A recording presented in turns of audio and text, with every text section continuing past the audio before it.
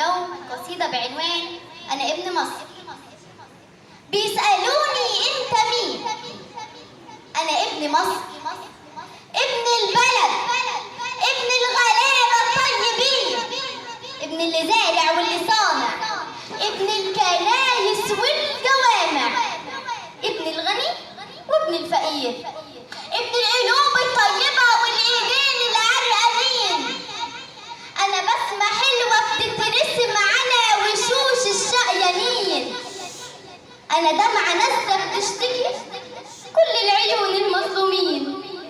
أنا طير صغير، أنا طير صغير في السما بيتعلم يطير. أنا زرعي أخضر، أنا زرعي أخضر في أرض عطشانة حنين. أنا غنوة مش راح تتنسي عايشة على مر السنين. أنا شجرة عالية، أنا شجرة عالية وظلها فرشة لكل التعبانين. أنا مركبة الأمن والسلام، أنا مركبة أمن وسلام وطوق نجاة للغرقانين. أنا بابي مفتوح للي تايه ونهر نيل للعطشانين. أنا ابن مصر، ابن